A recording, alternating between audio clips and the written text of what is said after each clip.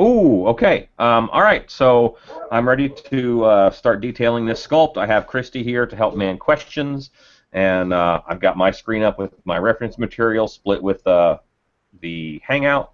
So, cool deal. If you have any questions live, go ahead and ask Christy, and I'll monitor this for a while afterwards once the YouTube video is posted, and I answer questions on there.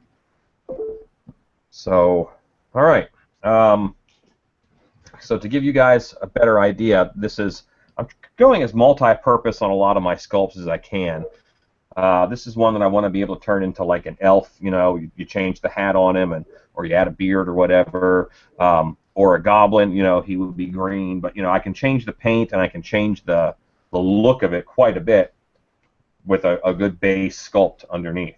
You could even it'd be really big-eared, but you could even do a Nosferatu out of this same sculpt, kind of. 'Cause I have got these little pointy teeth in here right now, which is they're probably going to stay. But I'm looking at the sculpt to see what stands out, what looks unnatural, what looks like a line I carved into it, as opposed to what looks like a natural wrinkle or a fold. I'm going back and forth to my sculpting material. I always have reference material. And I see that these guys are a little heavy, so I'm going to tone them down. My intent was to get this clay leather hard before I got to this part of the process, but it's so wet here in Texas, even though it was uncovered most of the day, I did not, it didn't really firm up that much. So it's a little softer than I would like for it to be. But these forms that I'm working on right now, they're just a little stand out. I have... Part of my style, I guess, is I do really strong brow ridges, and I'm a little overstated. So I'm trying to calm everything down a little more, even than I normally do, because I'm a little heavy-handed, and I'm trying to be less heavy-handed. Looks pretty good to me. Well, thank you. But I want people to look at my stuff and say, "Oh yeah, Alan Hopp sculpted that." But I don't want them to know that because it's bad. Like, oh, that's bad. It must be an Allen sculpt. Now I have another, there's obviously two sides to this. It's easier for me to work on it. I can tilt it a little bit. But if anything that is too pronounced, it's probably going to read a little funny, especially if I just took a worm of clay and laid it on. If I don't blend those edges down really well, odds are good it's going to look like a worm of clay on the mask. And that is what I am trying to avoid by paring down this real puffy nasolabial fold that I did. While we have a lot of variance on her face, it's all subtle changes. And monsters may not have that, of course, no one knows what this looks like. I'm kind of making it up.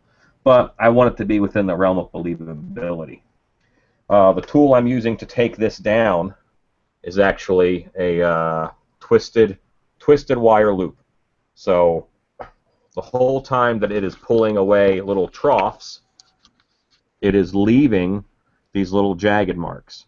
But those jagged marks are actually great for smoothing out, because all I have to do is run them smooth, and once all those little lines are gone, it's a pretty darn smooth piece of clay.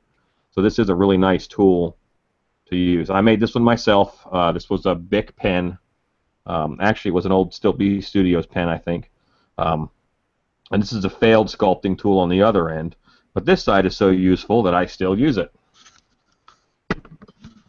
How did you make it? With wire, or? Yeah, I actually made one just the other day too. It's two pieces of wire that I just twisted around so they were coiled on themselves. I stuck both ends into here, and I filled it with hot glue. Oh. So now it's pretty solid.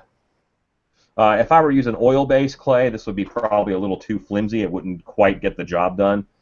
Same as this guy here. This is a braided wire that I have shoved into here. I didn't even hot glue this one. I just taped it. But I probably should hot glue it, or you can use epoxy is the best way to go, and put a dab of epoxy down in there, and that'll hold it good. So.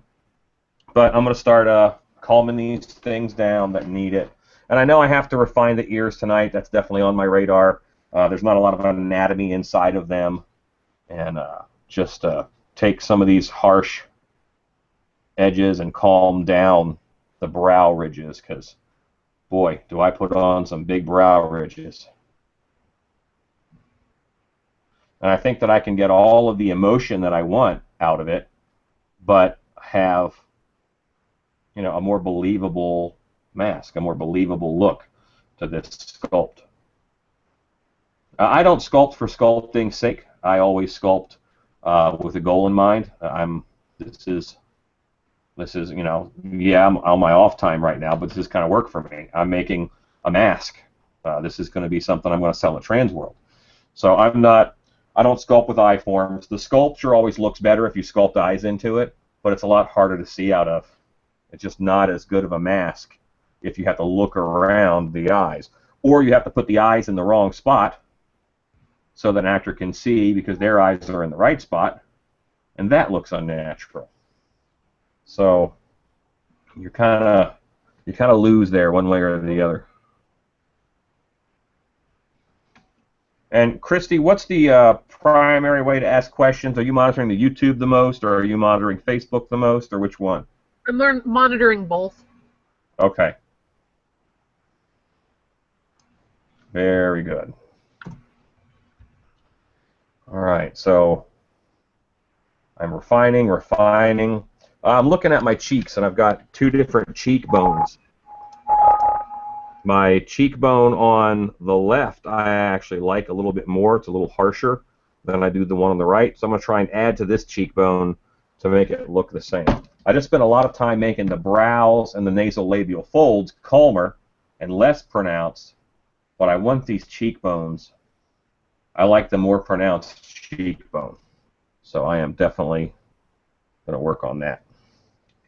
I need a little pinch of clay. I didn't think I'd need clay at this stage, so I got to get up and grab me a little pinch of clay. It's right here behind me. Most everything for detailing is taking away, so I wasn't planning on doing a lot of adding.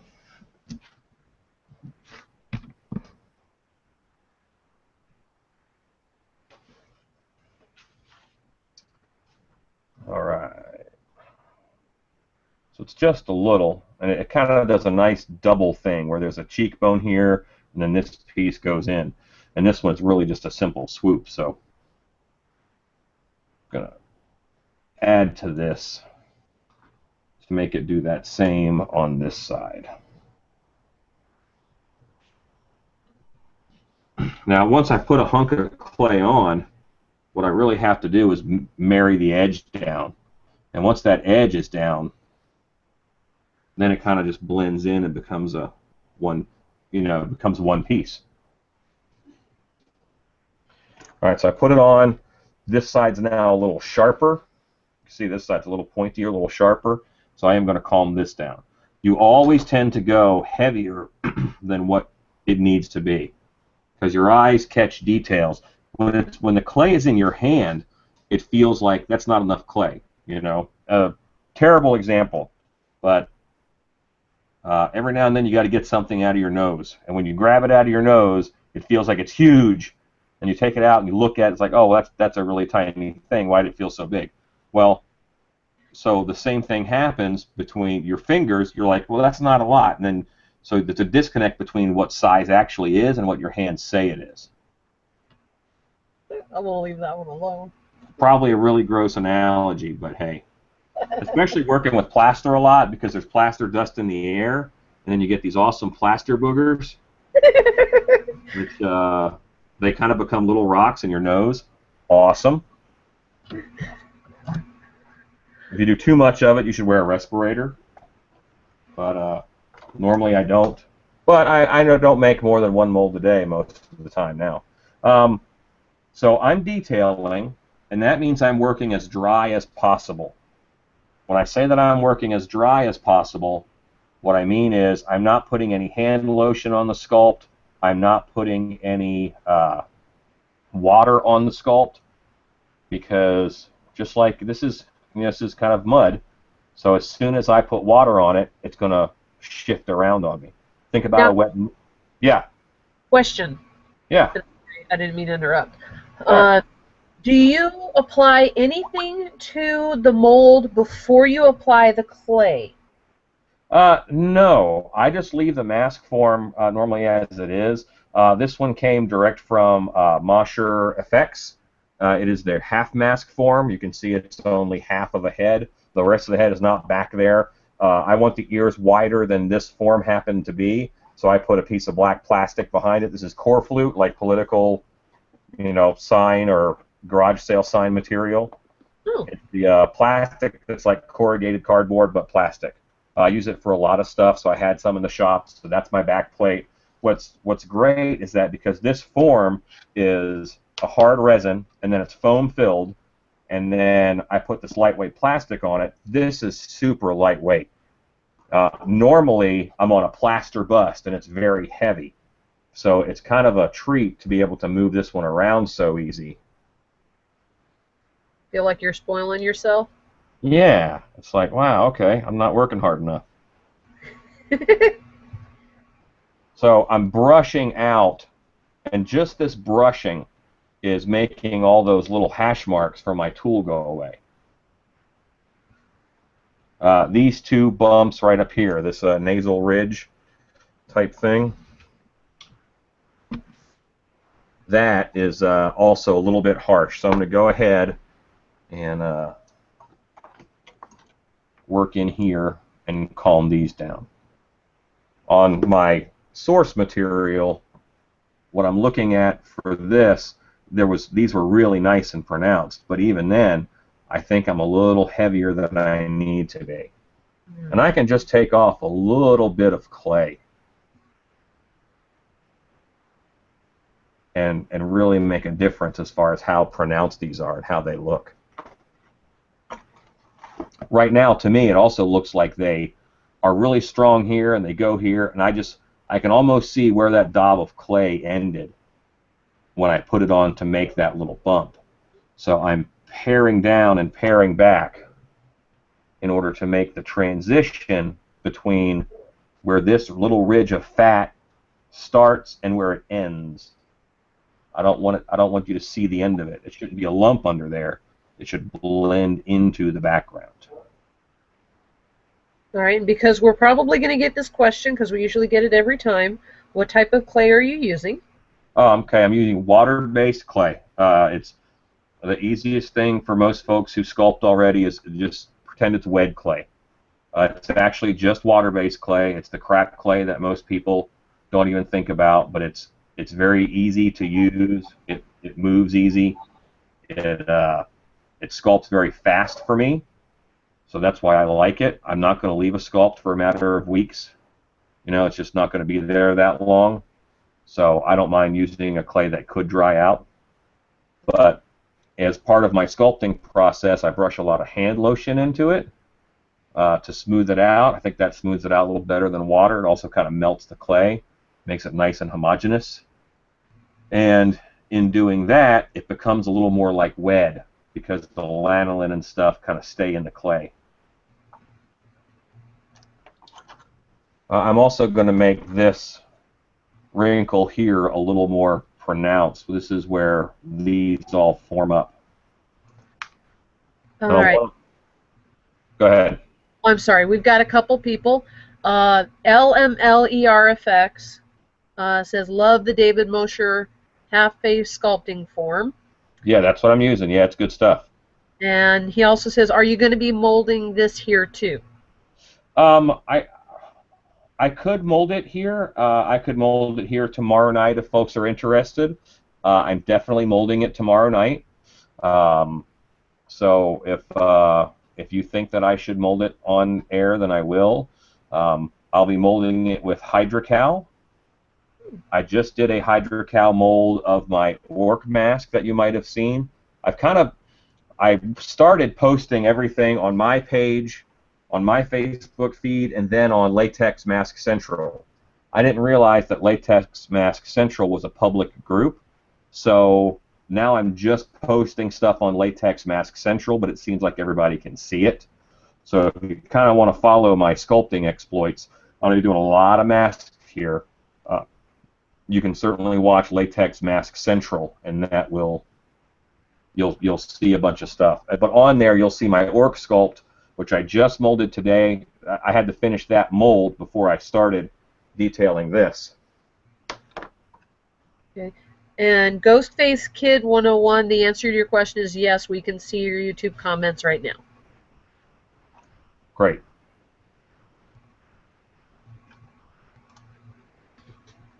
One of my favorite sculpting tools is tongue depressors, and then I cut different ends in them to get what I want. So like both of these have been around a while because they're very useful shapes.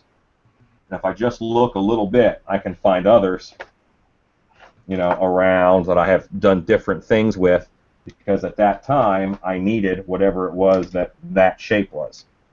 And I'll probably cut one for the ears, because I want to kind of half round the ears here.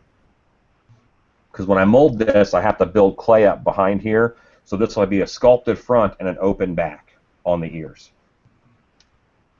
And they could be really floppy, so I sculpted really strong ridges in right here. So this ridge is going to help keep that ear from flopping, and this meat right here will help keep that ear from flopping. Now, do you think you can also use this for a bust too? Use like it to make a static prop instead of use it for a mask for an individual? You could also do that with this as well, or no? It won't have a chin on it, so whatever you put it on is going to have to be able to finish that face out. Okay. So that'll be a little bit more work. It's certainly possible. All right, so now I have, I'll show you guys here. I've cleaned up those wrinkles, and I've made them a lot smoother. But what happens now is they look a little tool marky. It looks like I dragged something through there. So now I've got to brush it out in order to get it just smoother. You don't want to see a hard edge on it. And I just 1-inch chip brush. All that dust is great for my computer sitting right here, by the way. That's why I go through fans like crazy. All right, that's the downside about Arizona too. Yeah. I gave a friend a computer to donate to a school, and he said, "Yeah, that computer that you gave me." I said, "Yeah, how did it turn out?" He goes, "There was a lot of dirt inside there." Well, shop computers tend to not last that long for me.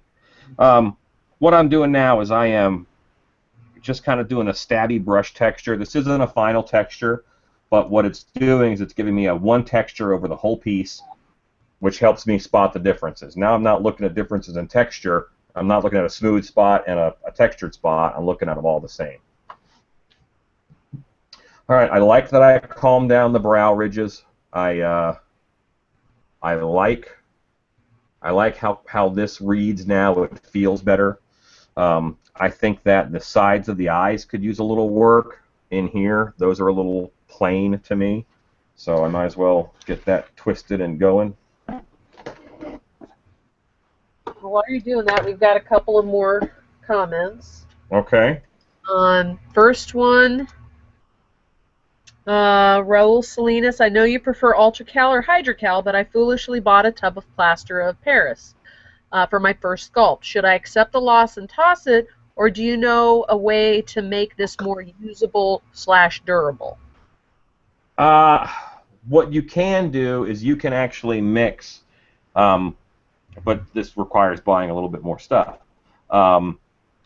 Get a bag of Portland cement, and then mix in your Portland cement with your plaster of Paris, and that will make it stronger. It's still not going to be perfect, but the Portland cement is going to be super cheap.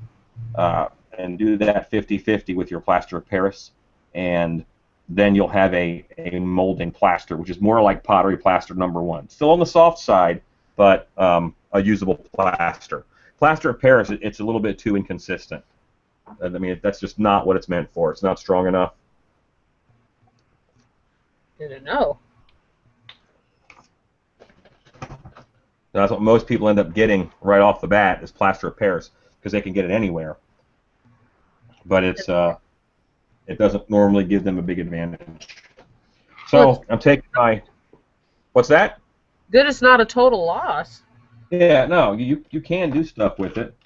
I am pulling out my clay extruder, and I'm putting a tip on it that will make clay noodles for me. And I'm going to use those noodles to make wrinkles around the eye. I priced those. They're not that expensive. I think the one I saw on Amazon was like 12, 13 bucks. Yeah, I think I paid 15 or 16 for this, and this is by Kemper Tools. Kemper makes a lot of sculpting tools, and this is for sculpting. So it's one of the rare things that we actually use for what it's supposed to be used for. Now, Kim Beady Eye Brat is asking, how is your hand? Oh, from when I cut it a while back? Yeah. You can't even see it. Whoa, on the camera, I guess you can. This is my line, my lifeline here, I guess, or whatever line. But that line is here. This. Ow. If you see that, that is the scar that went all the way up into here.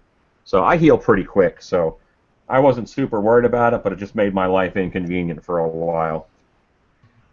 And Oh. for a sculptor, you cut your hand open, you're like, argh! And on a plastic zip tie, no less. Ugh.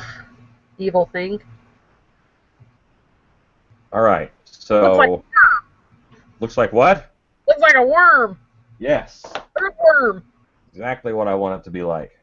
And I'm looking at, I have my, this is a piece of ZBrush art that I'm using for reference material here, and I'm looking at these little wrinkles right here beside the eye. Ordinarily, it's a bad idea to use a drawing as reference material, but I have found that ZBrush, there's a ton of it online, and a lot of time it's already fantasy creatures. It's already, it's already in a realm that I'm sculpting already. So I really like using ZBrush stuff. As, I was gonna ask, because that when you showed me that reminded me. Did you see? Because I found it on Mosher's FX's Facebook page. Somebody's got, I think it's a Kickstarter for Monster Sculpt book. I have And not seen it. I'll go grab it and I'll put it on the Haunters Hangout so people can check it out. But they're almost funded. It took them like 5 days. Well, I'll look at it. I'll have to look at Mosher's. Is it Facebook page or website? His Facebook page. Okay, yeah, I'll look at it. But I'm just kind of laying these worms in the direction that I want them to go, and I'm smashing down their ends. And these are going to end up being wrinkles. I'm going to go ahead and do the other side here. And just, you don't need the extruder, but it's a time saver for me in order to make all those little worms. It sure would take a while. So I save myself the time. And by the time you wiggle something out this thin, this clay you would have dried out so much that it's going to crack apart on you. So the extruder is really nice for letting me make these shapes without having them crack apart.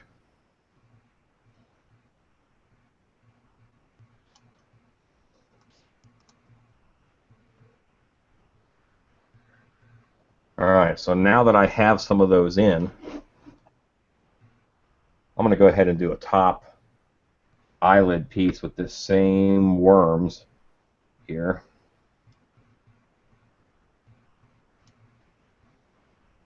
You can kind of see how that laid in there nice and easy. My head, I don't necessarily have a lot of face above my forehead. No, below my forehead. I don't have a lot of face here. So on my head form, I know that if I cut the eyes where my eyes are, they're going to be down here on people's cheeks, because my head is just a little bit different. It's a large head. I have the bigger frame version. And on this guy, I think I'm going to have plenty of room above the eye. So that's why I'm doing a little more material up here above the eye in order to fill in space that I don't have to trim out later. So if I trim out everything that's on this guy's eye, it might not fit someone else. So I'm using just a little, I call these thumb tools because when you use your thumb to mash out big pieces of clay, there's that nice curve to your thumb. Well, this has a nice curve to it too, and I use it to just mash these little worms that I did into marrying this down into the sculpt. And I had a lot of people compliment this sculpt and say it was great. Well, it was good. It wasn't great, and I'll even go as far as say it was decent. But it needed some finesse. It needs some detail in it. And 4 or 5 years ago, I probably would have stopped at the point that I posted the pictures and said it's done. And just wanting to be a better sculptor now, I still want to be fast. Being fast is very important to me because I'm always in a time crunch. There's always something to do. So fast is important to me. But I want to be good too. And I felt that before I was kind of sacrificing being good for being too fast. I think repetition's going to help with that. Yeah, I mean, the more sculpts you do, if you finish them, you can do 1,000 crappy sculpts and still be crappy. So I have to do good sculpts. That's kind of one of the keys here. And I'm getting closer. Yeah. Oh yeah. Well, yeah. You're doing like 15 of these, aren't you? Yeah, I'm trying. Time-wise, it works out to 15 masks in about 40 days. So that's a lot of time at home, sculpting and molding. Gotcha. Because I'm pretty sure I can sculpt one in a day, and I know I can mold one in a day because they're all half-mask sculpts. Oh. But this one's even a little smaller. It's a quarter mask sculpt, and then that gives me also a day to kind of either process or refine. Because I might start a sculpt, finish a mold, start a sculpt, and then refine. All right, so I've got that kind of married in. I'm going to go with my brush and brush out all those little tool marks of blending.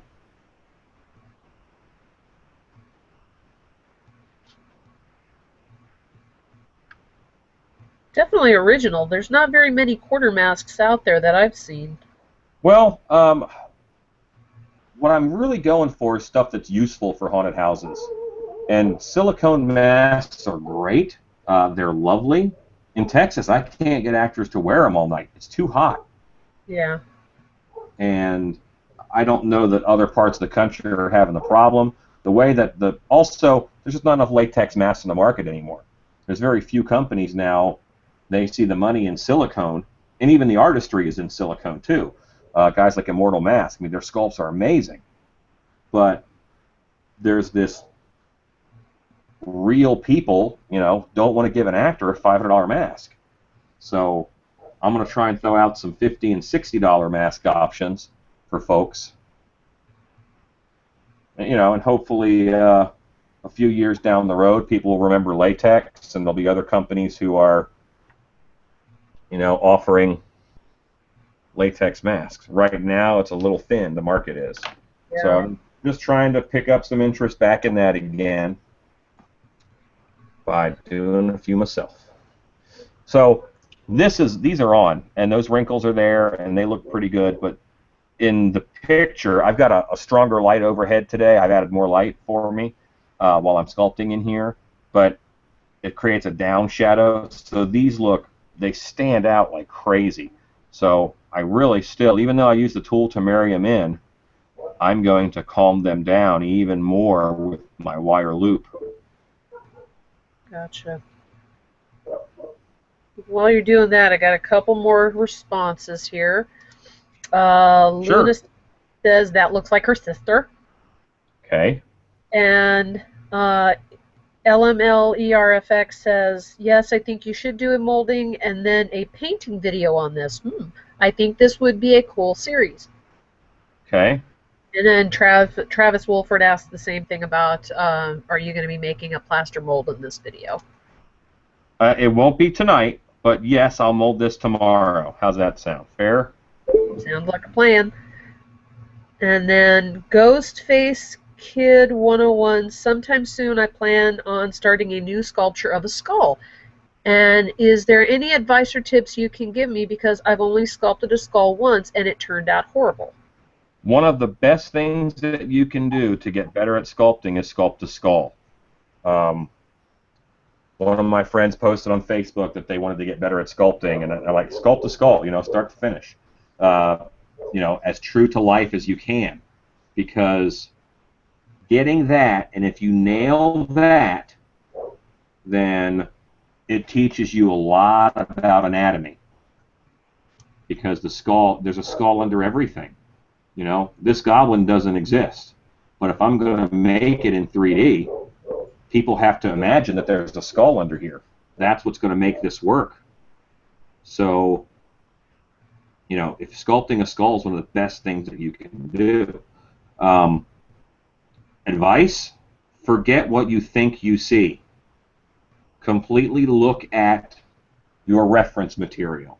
Gather all the reference material that you can, and forget what you think you see in it. Really make sure you are sculpting what it should be, not what you think it is.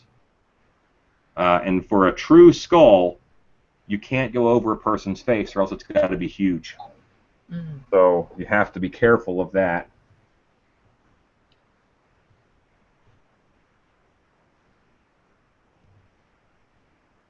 That would be a good one for you to do, a skull. It's on my list. Aha. So there will be a skull in my future. My fear is that the skull is going to take a long time, because skulls are kind of everywhere, and people know what they look like, so everybody walking around is an expert on what skulls look like. All right, I'm happier with those. This one I still have to brush out. It looks a lot harsher on camera than it does in person. I think that's because of the lighting setup. I've got a lot of light straight up and down.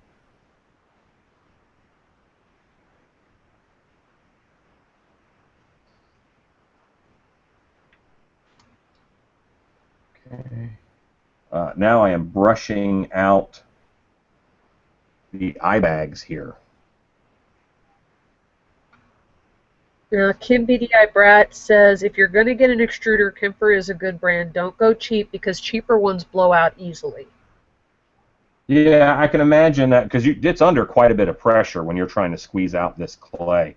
So I would imagine if it were thinner walled metal, that little plate is down there on the end, then you could have some problems as far as it distorting and bending.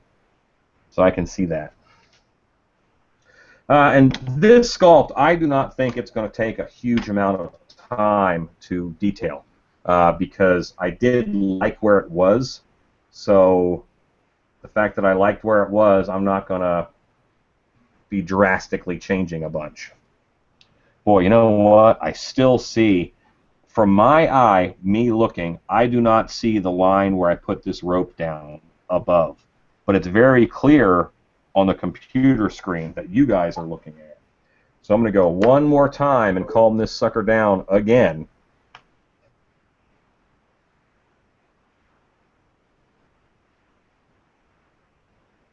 And it shouldn't take much, but I'm really using the computer monitor as my guide, where it's only half my screen, to tell me when I've calmed that down enough. And I think that's it. See how now the top of that line is less, it looks less like a worm I laid on there?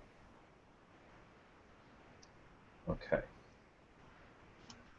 So I was going to start putting in some skin pore texture. I'm going through my reference material here real quick to see what I have for that, for this sculpt. This is someone's ZBrush once again. All right, and this one really doesn't have pores on it. I know from old people that there's a lot of pores in the nose, so up in here, and then coming down this fold. So I'll go ahead and do a few of those. I like these very subtle lines here along the mouth that add tightness to that upper lip, so I'll be putting a few of those in too. I don't have near as much upper lip, but I can do what I can with what I got.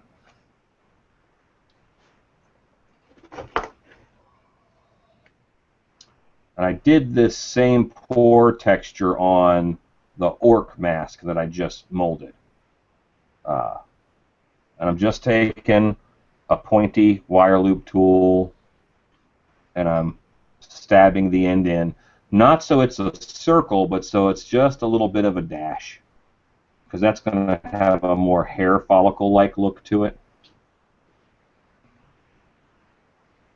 And this clay is softer than I would like. So I'm going to try and brush these out, and they might even just go away altogether. I got to make sure it's a real dry brush. That's why you'll see me pulling the ends off of it. Okay, no, these are staying.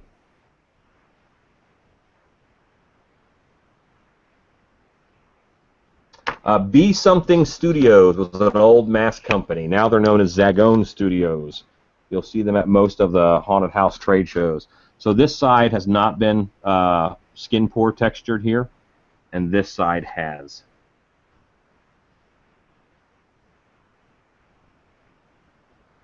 And there's just little pores going up through here. So I'm going to knock out along the nostril and along the nose, coming down into here, and I'll do the rest of those pores.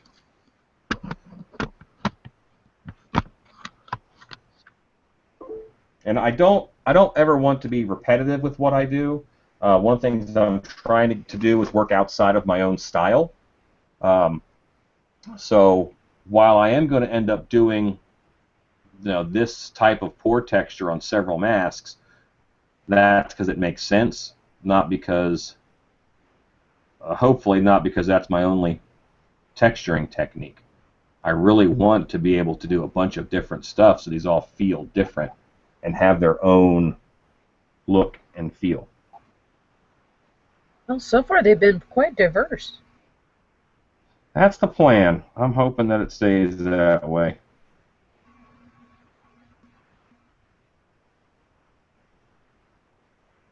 And now, are you going to have this the video on this the same time tomorrow, 8:30? Hopefully I can get it done a little bit sooner.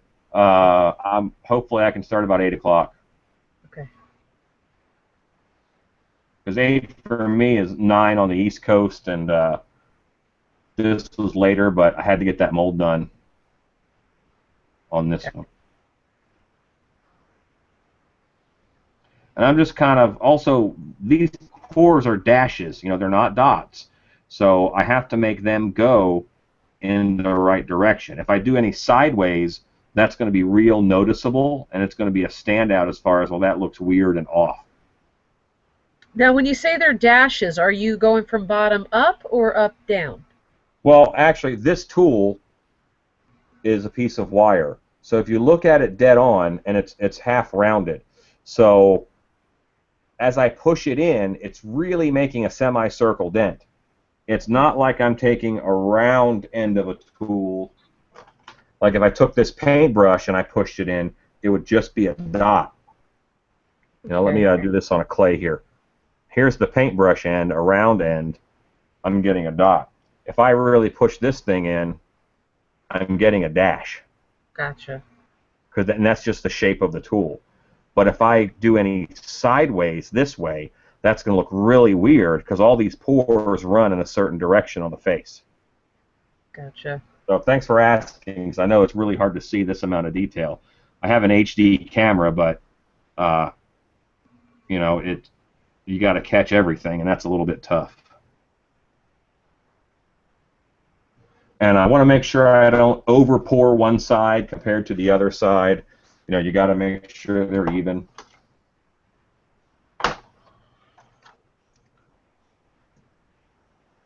Getting that old clay off of this so I can brush these down. And when I brush them down, what's really happening is that I push it in and it makes like a crater. So there's this ridge of clay on one side, and it pushes in on the other side, just like a crater does. So what I'm really is I'm brushing off that ridge, and I'm almost filling in these pour marks, but not quite.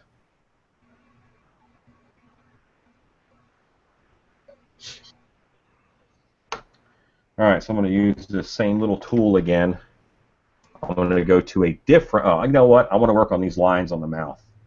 And I'm looking at my clay. It's a little wetter than I would like it. And it's not wet, but it's kind of cold and clammy. I'm just going to press a paper towel on it and hope that that paper towel sucks up a little bit of moisture, just so I have a drier surface. Could you hit it with some baby powder or talcum powder?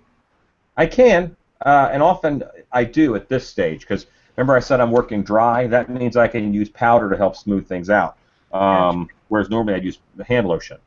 But the baby powder is going to be something that I am going to go to here after a while.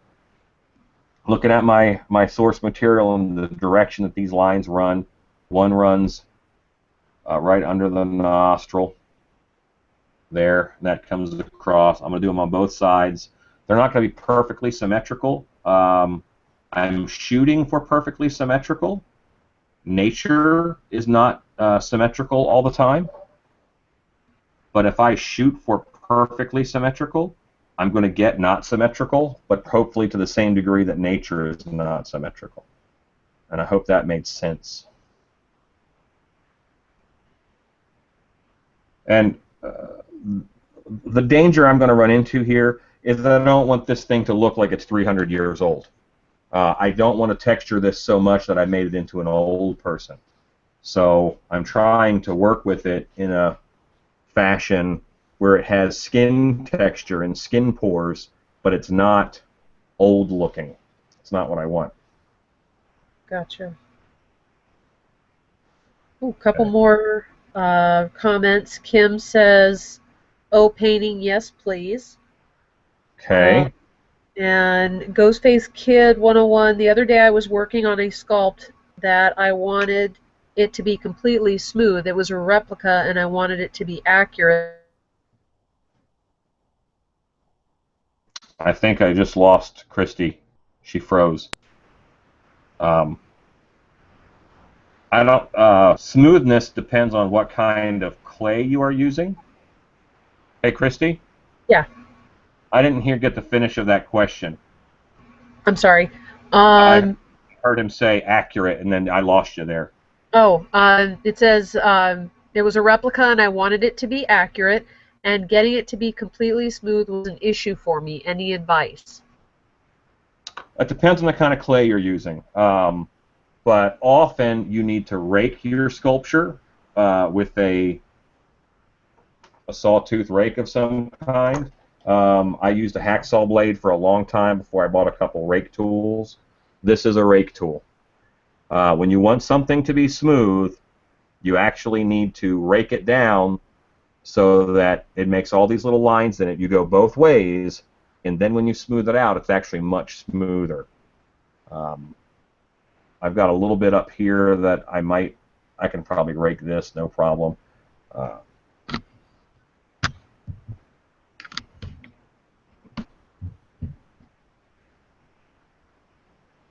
So I am raking across this way.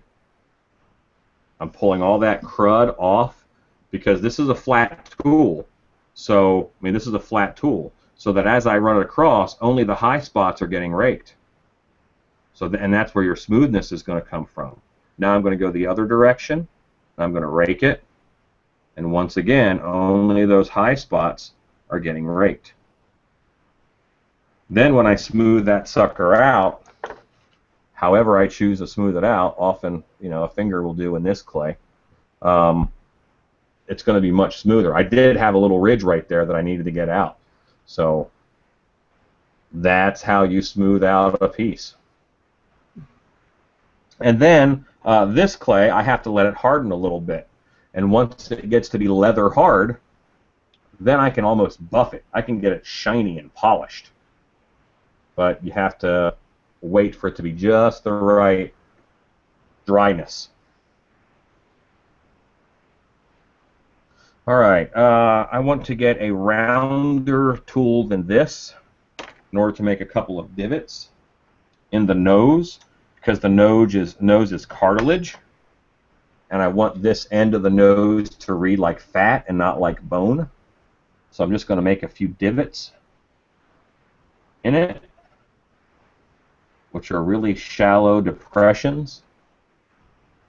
It shouldn't mess with the main form at all, but it will make it read a little bit more like cartilage, read a little bit more like fat than like bone. It looks kind of hard right now. It looks very firm. And that's not what I'm going for.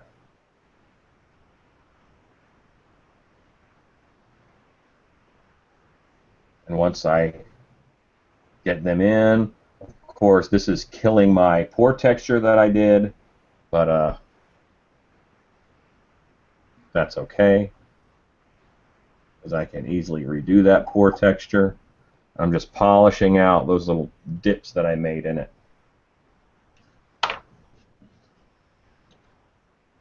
Now I'll pop back in this pore texture.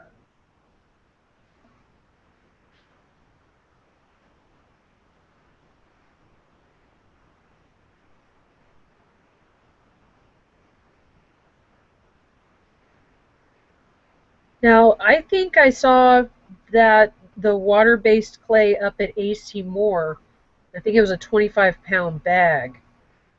So if Yeah, anybody, I get mine in 50-pound bags. So yeah, what they probably have done is they're splitting 50 pounds. It's a box with two 25-pound bags in it. yeah, AC Moore, is that a hardware store up there? it's actually like a Michaels. Okay. Yeah, that's the kind of clay that I use. That's it. And I'm actually very happy with these nose wrinkles. I think they're strong, but I'm happy with how they look. I am going to brush them out a little bit more, just so they're a little smoother and softer. But I like where they are and what they're telling me.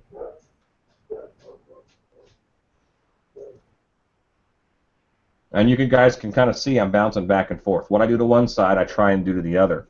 It would really stink to have this whole thing up to a level of detail and then on one side and then have to go to the other side and replicate it. I think that would just be a nightmare. I'm going to put some pores up here in these forehead creases, because that skin would have pores up there. And Ghostface Kid 101 said he was using water-based clay. Okay, yeah, so odds are very good if you were having a lot of trouble, your clay was too wet. Just let it dry a little bit, let it get leather hard, and then when it gets that way, you're able to buff it out and polish it. A good tool for that when your clay is firm enough is a green scrubby. It's got clay in it from the last Sculpt I used it on. Works very well for buffing it out and smoothing out a surface. I'm interested to know what the piece was that he was smoothing out. Let's see if he responds. So these pores that I'm doing, yeah, he could be gone, who knows. The pores that I'm doing, now my pores are running this way, whereas on the nose and the nasolabial fold, they ran this way.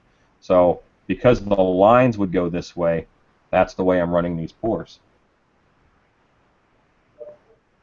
I And know I'm this hoping, sounds silly, but the nasal labial fold, that's this part right here, right?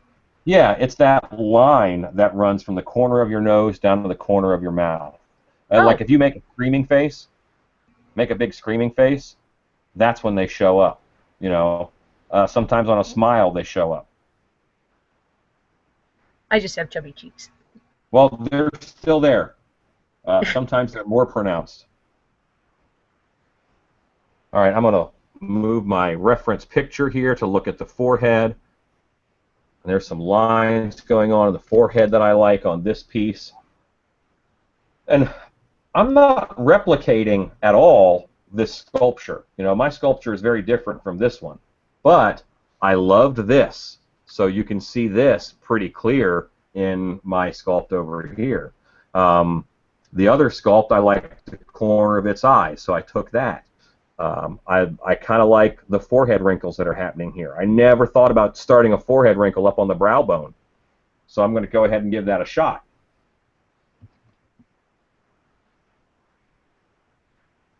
I am going to go to one of my tools, one of these guys, in order to start my forehead wrinkles. But I'm trying to find one that I have that is this sharp point on it, and I want a much shallower point. The upside of using these is that if I can't find the one I want, I grab another one, and I just make a shallower headed V. Just like that. I'm going to kind of sketch in these forehead lines.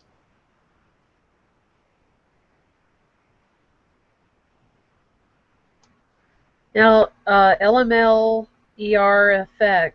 asked, are you going to do a clown mask anytime soon? I'm not sure if you know who Chris Sanders, is, but it'd be cool to see a clown similar to his sculpted. I will have to look that up. Now, similar to his, I'm leery of. I'm not going to knock off somebody's work. I don't even make like replica Myers or Freddy masks. I'm just not into that. Lord knows there's enough people who are making those. But yeah, I am. I'm willing to look at it. I did one clown mask. I'm due to do another one because in my line I want to, like zombies. You can't have enough zombie masks. So I'm doing 2 zombies, and I'm doing 2. I'm doing 2 clowns, and I'm doing 2 inbreds. So I think those are very common haunt themes, and I want to make sure that I have enough masks so that if a haunt likes my mask, they can do 2 or 3. You know, they can buy 2 of those. And of course, my inbred mask, you know, I put clown makeup on, that kind of thing, in the painting side. All right. So, gang, I will actually be right back. I have to run and grab something right quick. I'll be right back. So, Christy, you can tell an amusing story while I'm gone. I won't be long, I swear. We'll time you. Hooray. All right. I don't have any amusing stories. Right now I'm just trying to pin stockings, and I'm doing a great job of pinning my own fingers.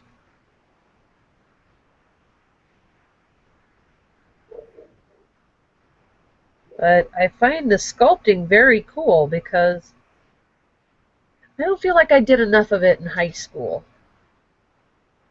Art was one of my favorite classes, and I never got to do enough of art. But if you guys want to post questions, keep them coming. I can hit them with the questions.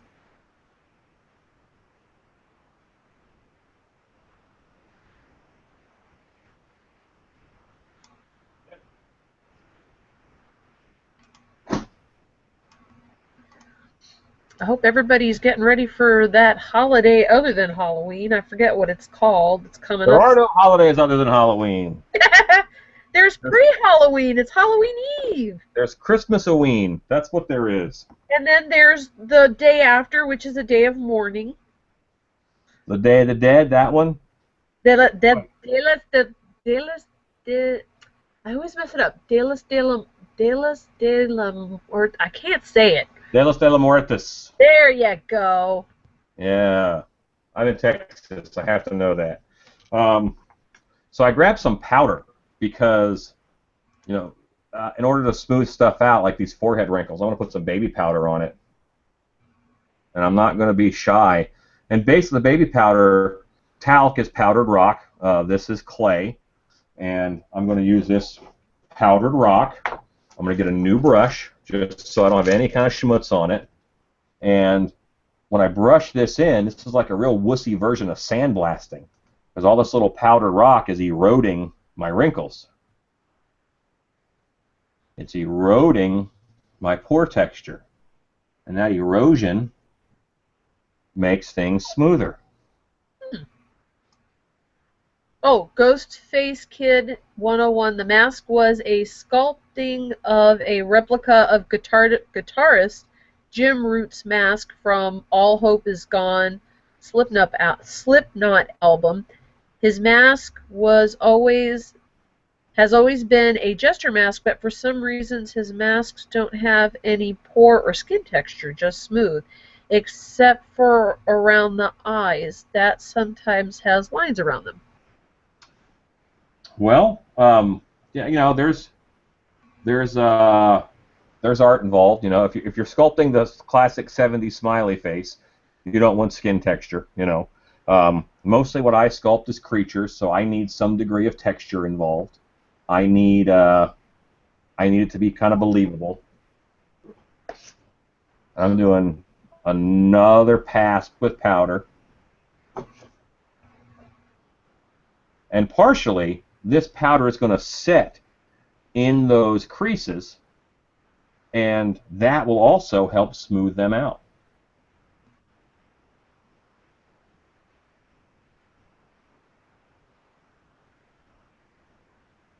Yeah, I think the Slipknot masks, I was kind of frustrated. I'm not really a Slipknot fan. I couldn't name any of their songs or anything.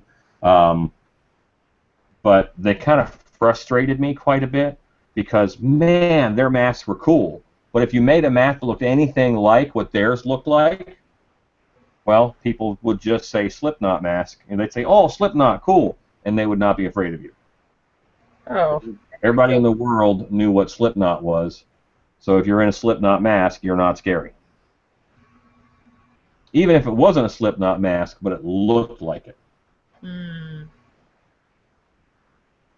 So then I'd find a cool-looking mask online, and I'd have to make sure it wasn't a Slipknot mask. Because if it was, I didn't want to add it even in photo reference. Because, too similar of a design, and I'll get that groupie effect where it's too familiar to be scary. That kind of leads me to a question. It seems like, and I thought it was interesting that FX didn't jump on it, but when the clown from American Horror Story, he was a hit for Halloween, it seemed like. And I'm so surprised they didn't have any costumes out. They didn't think about it and go, this guy's going to be really popular. And didn't have any masks out, but I saw a lot of people making the masks so that people could have them for Halloween, or they'd make them for themselves. And well, Trick or Treat Studios actually has a version out, which is the licensed version, and it's actually it's a real nice piece. Trick or Treat Studios does really good work, and I have a bunch of their masks myself. So it was out there, but it wasn't saturated. Walmart's not going to carry something from American Horror Story. No. So where you could get it was limited. It's not going to be at Target. It's not going to be at Walmart. So online, if you looked, you could find it. But yeah, it wasn't exactly Frozen and Elsa, which was everywhere. Was at Walmart, was at Target. Became a drinking game. Right. So, all right. So now I have this my forehead textures in. Pretty happy with those. I like those wrinkles. You know, they're a little on the heavy side, but I trust they're going to be blended out. Um, I'm going to go ahead and do some pore texture up there, but I'm going to do it a little bit differently. I'm going to try to use a very short brush like this one, and just do some jabbing in to get a different texture. And that's also going to soften those a little bit more, especially when I go to soften this down. I don't want the same texture on the cheeks to be on the forehead. I don't want the same texture on the chin to be on the bridge of the nose. You know, you have different textures on your face, and I want to emulate that in my sculpt. And I have done those big stabbing pores, and now I am softening those with this brush, which is a longer brush, but a dry brush. I like that all the baby powder has calmed down my eye bags quite a bit.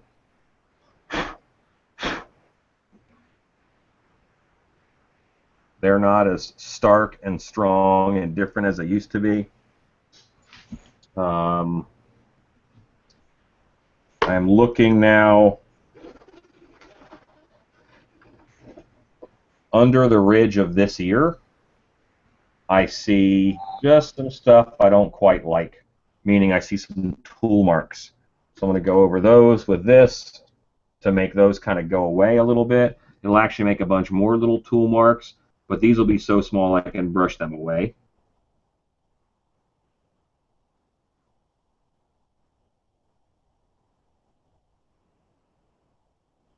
And would I feel okay about this if I molded this sucker at any time?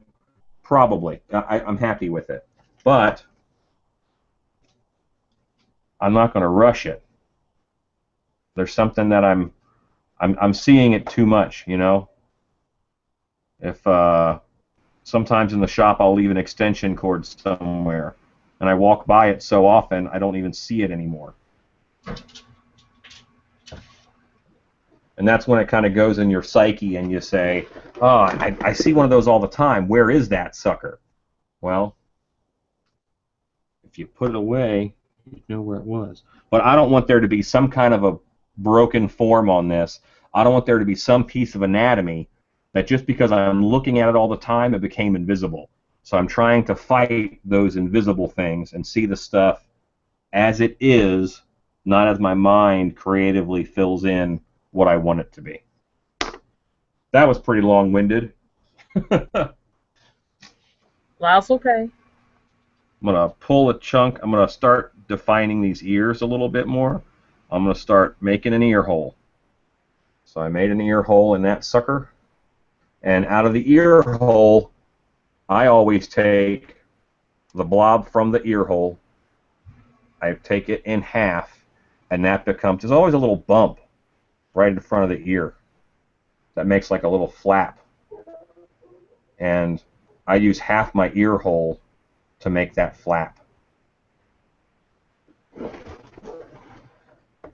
I'm going to try and do the same thing on the other side.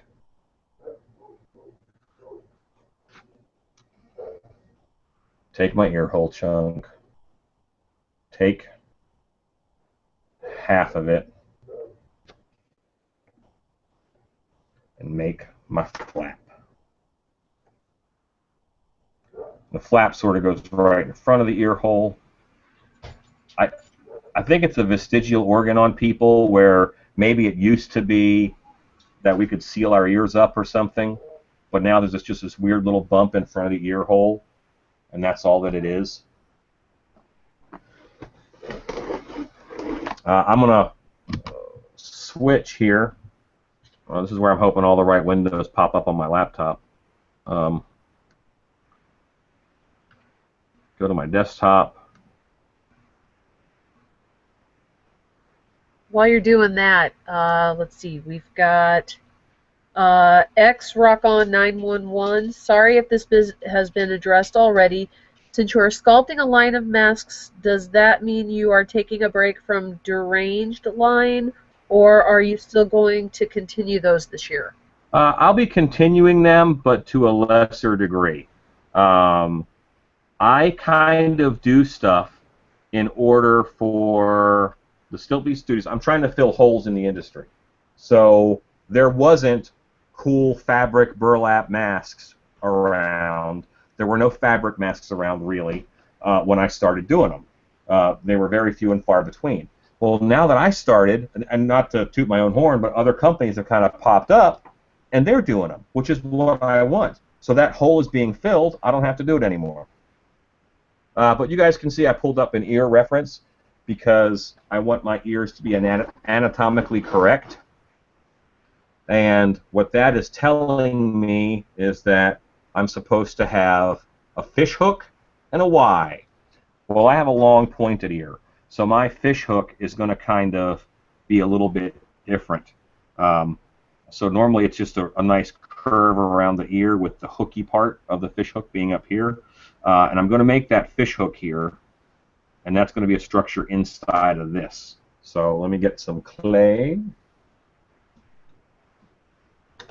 And while you're doing that, Kim Beady Eye Brat said she got busted for trying to put fangs on her gingerbread woman. Nice. And Brandon O'Hanley, I've never sculpted a mask in my time. However, I would like to try my hand at it. What kind of clay are you using? I'm using water-based clay. It's the cheapest kind of clay because I'm the cheapest kind of person. So this is my little fish hook shape, and it's just the end of the fish hook that's going to sit right here and blend in. I'm going to actually bring this down because I think that'll help you guys see in the ear a little bit better. All right. So now that I put that little fish hook shape in, I need to blend it in. And this is still going to read. It's just not going to be as stand out after I smooth it out.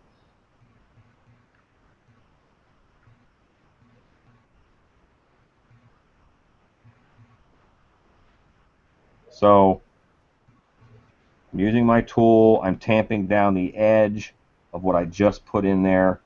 And what this is here is this here on the ear. See how every ear is kind of a fish hook and a Y. So I'm putting in the fish hook inside of this ear. The inner ear structures are very, it's anatomy, you know, it is what it is. And if I go and make up anatomy inside the ear, well, there's some lumps and some bumps. It's going to look like some lumps and some bumps. It's not going to read like an ear. Certainly not to the degree that it should. So I'm going to calm down the fish hook so that it does read as a fish hook shape inside the ear, not like a fish hook that I shoved into the ear. Oh, but that would be fun. Well, different sculpt, ma'am. Different sculpt. Get ahead of yourself. All right.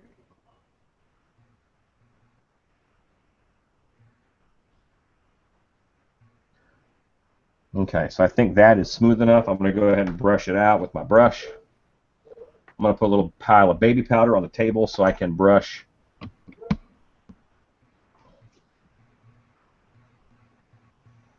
This way I can pull up some baby powder, put it in here, and that's going to do some smoothing for me while I brush it out.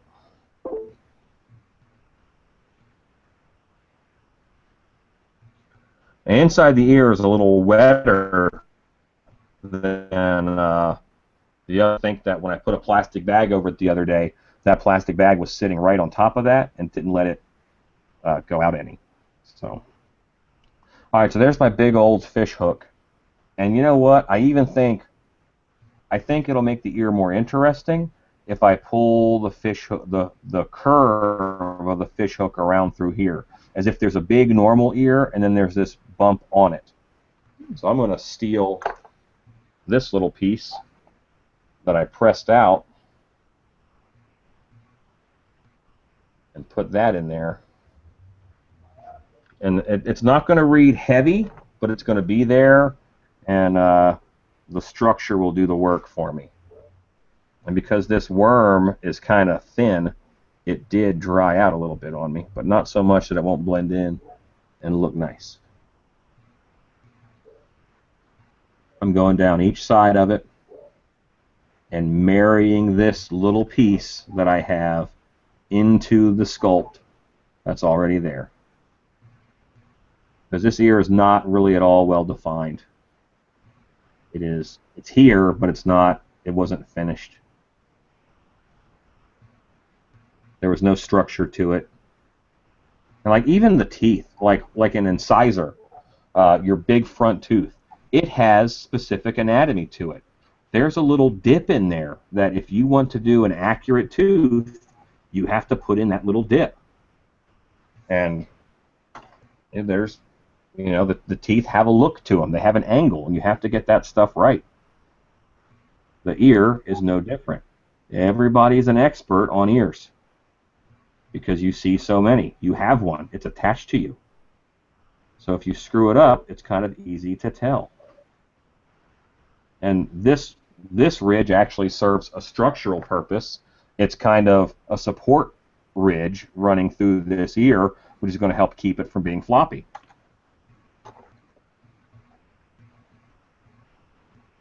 Just as a mask, it's going to help with the strength of the ear. Right. Yeah, the more ridges you have, it's like Maximilian armor. Maximilian armor is steel armor, same thing it used to be, except when they started adding all these ridges to it, it increased the surface area, which increased the strength. So I am adding a ridge down here in the ear, which is going to increase the strength. Gotcha. So it has an engineering use, and it has the artistic use of being the proper anatomy.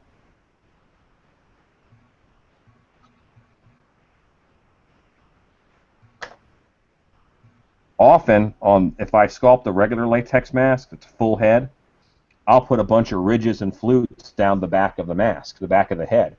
Because in a haunted house, you don't see the back of the head. What that does is when you cast the mask in latex, it allows that back of the mask to accordion out in order to fit different sized heads. So that accordion, bending of the latex, it's no one sees the back of the head really in a haunted house unless it's engineered to do so. But so I can use that back of the head to make it adjust and fit more people. Would that also work in silicone? Probably not. No, it would. It might give you too much give though, to where it fits loose on your face. True. If these do well, I may foray into make silicone masks that work well with bigger heads. Because all the silicone masks right now on a big dude, they look like you put them on a basketball. The sculpt all stretches out. It's not pretty. So making some for bigger headed guys, and do designs that work on bigger headed guys. I'm not going to try and do an emaciated zombie or an emaciated vampire. Do designs that work on bigger guys. Okay, I'm working on the inner ear.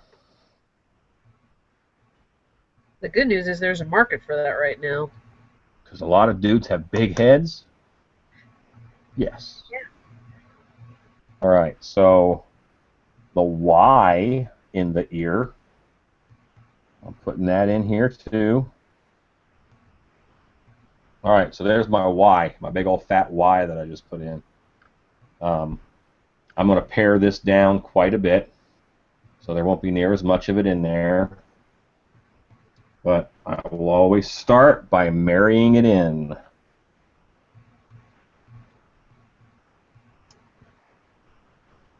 Now I'm going really far on this one ear. I honestly should have put in the fish hook on this side, then put in the fish hook on the other side. put in the rest of the fish hook on the other side, put in the rest of the fish hook on the other, and just going back and forth. But I'm kind of just staying on this one ear to show this one, not start to finish, but at least more complete of doing this ear structure. Ordinarily, I would bounce back and forth a little bit more. All right, and there you see it just mashed in. And I know that this ridge is really high now, and this has to, blend out quite a bit here. But I'm going to grab my braided loop tool, and I don't have to use that braided loop tool. I've just been using that. Here's a little sawtooth rake. I can certainly pair it back with the sawtooth rake. That works very well. Oh, I was meaning to ask, how did everything go with the having the kids meet Krampus? That was actually a very successful event. I'm wearing the T-shirt from that event right now, actually. We had I took the Krampus took about 300 pictures or so with people. Some of those were multiples. But yeah, it was a very good event. I was actually so happy with that event. I want to work on doing a get your picture with a deranged Easter bunny. Oh, how funny! Well, yeah, but that's fun. That's a fun picture that people want. They're not going to let you do that at the mall. And the mall Easter bunny is boring. So, but I think a whole new other group of people would come out to get their picture taken with a crappy, angry Easter bunny. And I think the Easter bunny is different enough from the religious Easter where it's not going to be an uproar issue. True. If it was get your picture taken with Jesus, with zombie Jesus, that would be a big deal. I don't think that the Easter bunny is going to be a big deal for anybody. How about a pervy leprechaun? Well, that's possible, I suppose. See, I was trying to think of the ones that already have a following for pictures. Easter bunny, Santa Claus, and that's a good fun thing to have a twist on. I'm trying to think. What? Cupid? No, I don't think that would be good for Valentine's Day. Yeah, Valentine's Day this year for haunts is going to be awesome. For the haunts that are open, I think, because it's Friday the 13th, followed by a night when you're supposed to go out on dates. Friday the 13th and Saturday the 14th is Valentine's Day.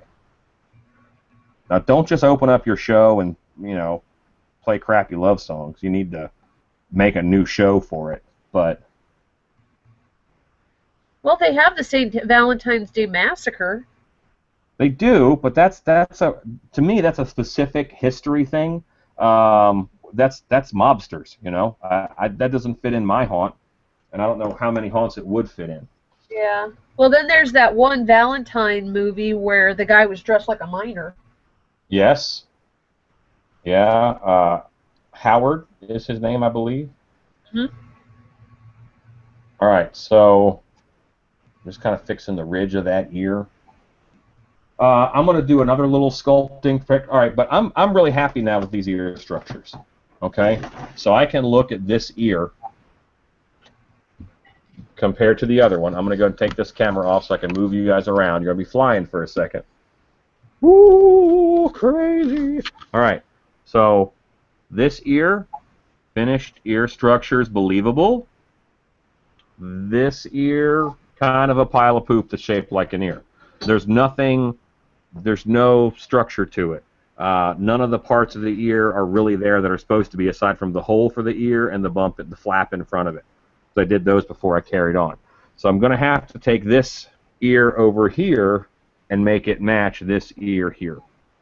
So you'll have to bear with me, but I will move the camera over so you can at least see a different angle of me messing with an ear. Right now you're going behind my head. And this whole camera's on a tripod, so it's half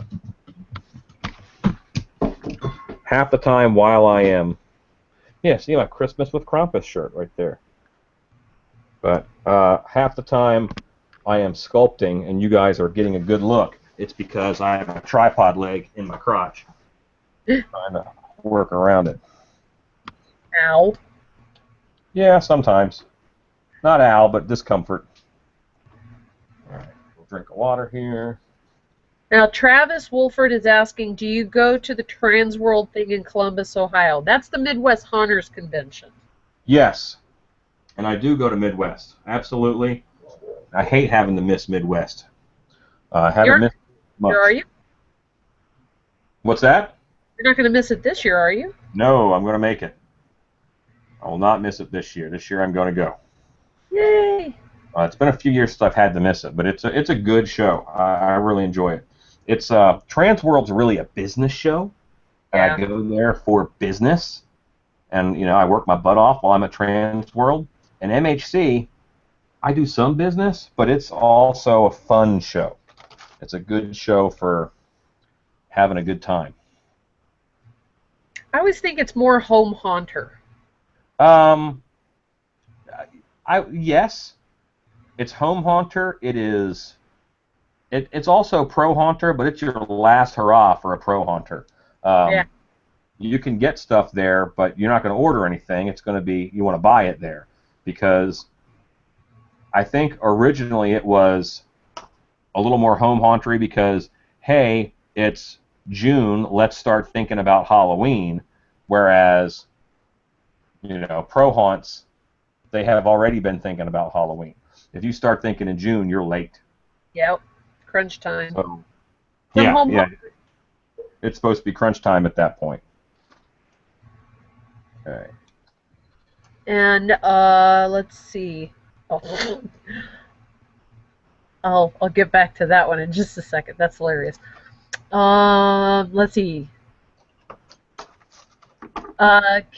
Kelsing, and I apologize, I'm butchering your name. Kelsing Jorley. Oh no. And I apologize. I'm just going to move on. Thank you so much for offering this for us to enjoy and learn. Smiley face. LMLERFX, cheap kind of man, although you buy a 55-gallon drum of latex, LOL. You know what? I buy a 55-gallon drum of latex because that's the cheapest way to buy it.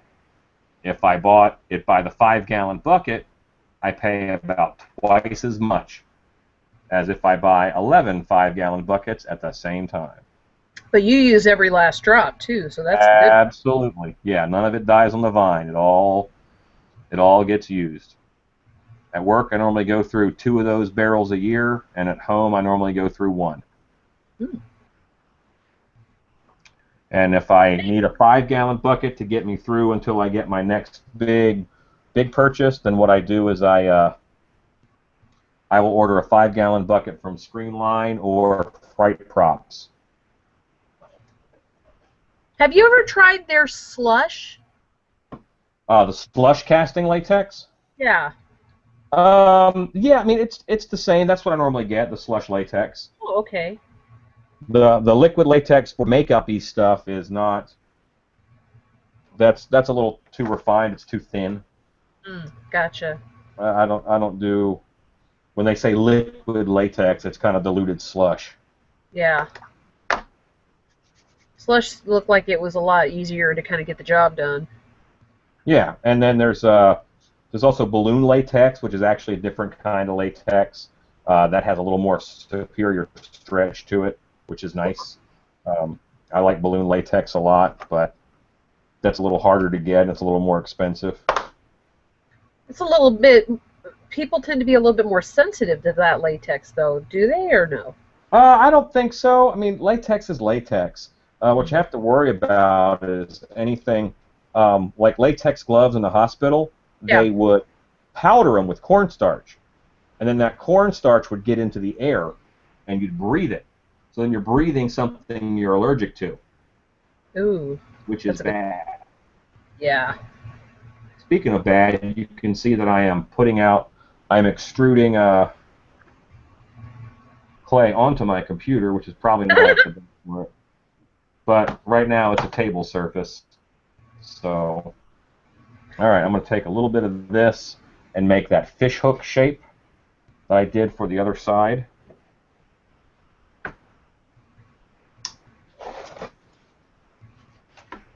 Okay. Mut R, since your ears extend beyond the edge of the form, how will you sculpt the back of the ear?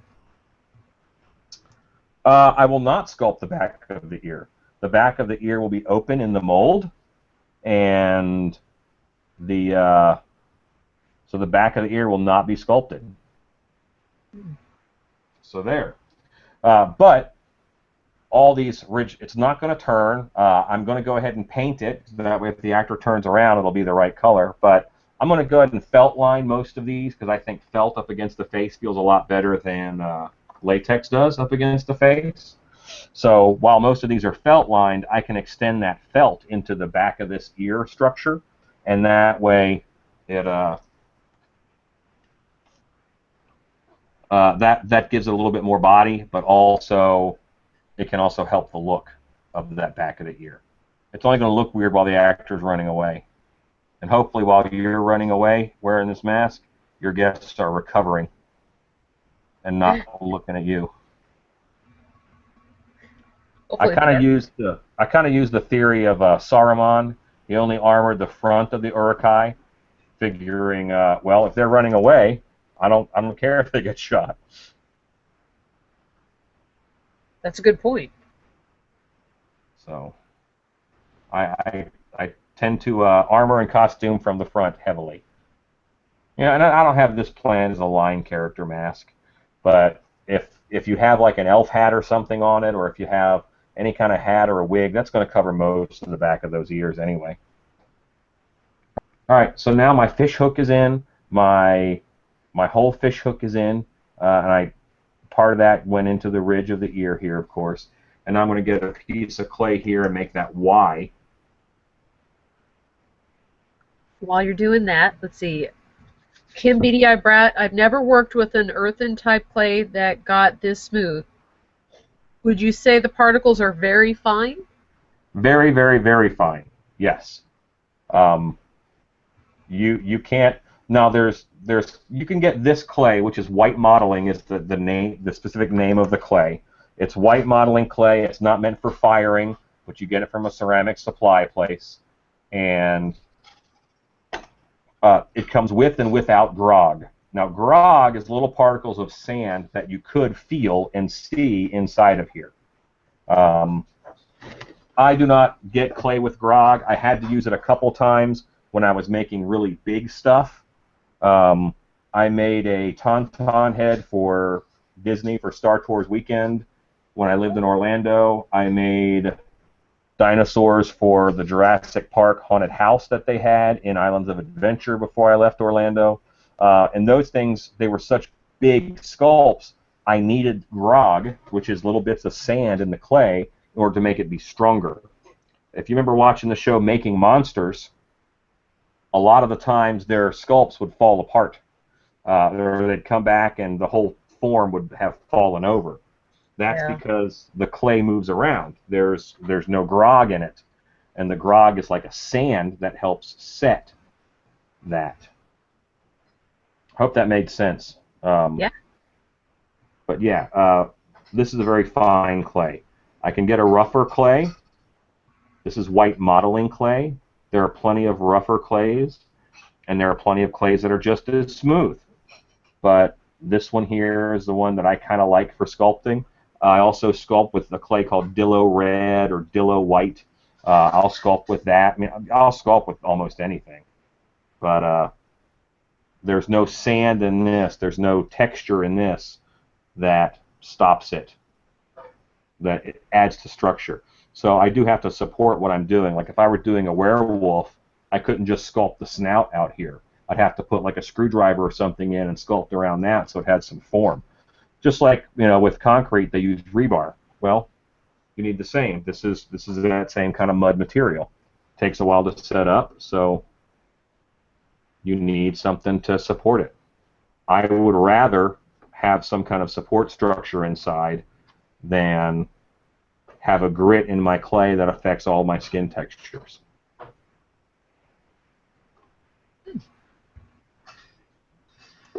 All right, so I've got the structure going in this ear now, and yeah, I can see they match up pretty good.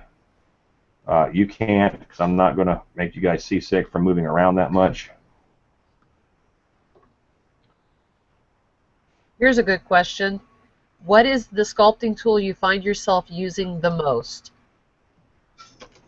Well, the most from start to finish would be my hands. If I only had to have one kind of sculpting tool, it'd be my popsicle sticks. And you don't see me using a lot of those here, but I can cut some really cool shapes with some popsicle sticks, and that will, those will get me all my wrinkles, all my creases. That does really nice by me. All right, so that ear structure is kind of set now. I'm going to brush it out a little bit and see how much powder or whatever I need to put on there. See, that ear just looks 10 times better. Now that's an ear. It's not that triangular flap of skin that I had before. Looks like a Ferengi. And yeah, great ear structures on those Ferengi. And one mark of a lazy sculptor is just these little C's of clay that you shove on and call them ears. That's lazy. I was that guy. I got called out on it, so I started fixing my dang ears. And Mean Old Drunk says, did you say curvy leprechaun? No, I said pervy. Not a curvy leprechaun. Because I'm thinking of that movie Leprechaun, because the first movie he tried to be scary, and from then on out he was a perv. Yeah, he was indeed. All right, so refining my structures. Once again, little braided tool here, helping me figure out what's what and get my shapes down. Brush it out as best as I can. And again, this is kind of a wet inside of the ear.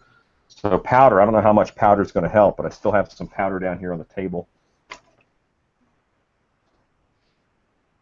And the powder will dry out that top layer great, but it's not going to do any kind of penetration.